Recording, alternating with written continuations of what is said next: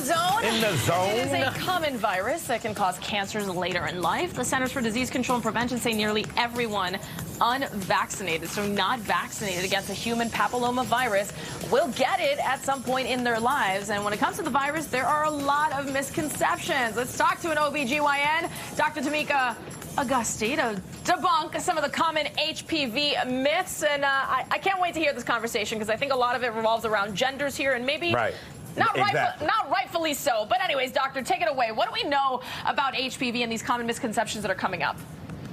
Well, thank you for having me and for talking about how to debunk some of these myths. So I'll start off right away. There's a myth out there that only women can get the virus, and that's just not true.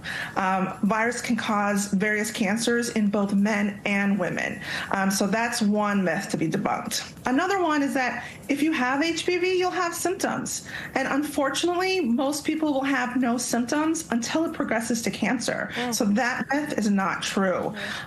Also, that there is a cure for HPV. Well, treatments are available, but unfortunately, there's no cure yet for HPV. So that yet another myth for us to debunk. Doctor, go ahead. Really quickly, is this only a sexually transmitted disease? Is that why it's so important to vaccinate younger teens, children?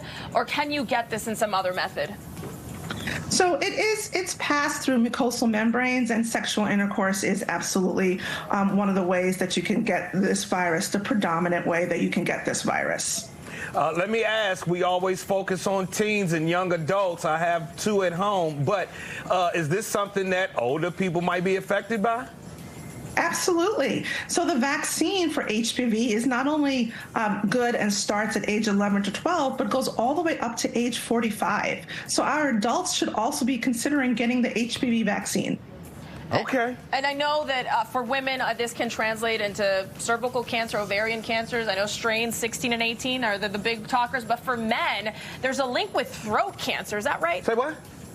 That is true. That is true for throat cancer, penile cancer as well. With throat cancer, it has to do with oral sex and intercourse. So that is how men and women get throat cancer. So yes, it is absolutely possible that way. Hold on, doctor. I heard you say throat. What was the other one you said? Penile cancer. I wasn't sure if I heard that correctly. Okay, I'm going to go do some research. This is some serious stuff. I think we need to keep the conversation going. I'm going to go do some research. Especially, you said 10. How early are you eligible to be vaccinated for HPV? As early as age 11. Okay, so age 11. Certainly a conversation to be had. I have a 13-year-old boy and a 15-year-old girl. It's a conversation we'll have. But I also need to go talk to them. I had never heard of that one, doctor, so thank you. Keeping us absolutely glad to help informed here, and a lot of myths about how this gets transmitted, who can get it, who can't, and how. I had no idea. They don't put that in the commercial.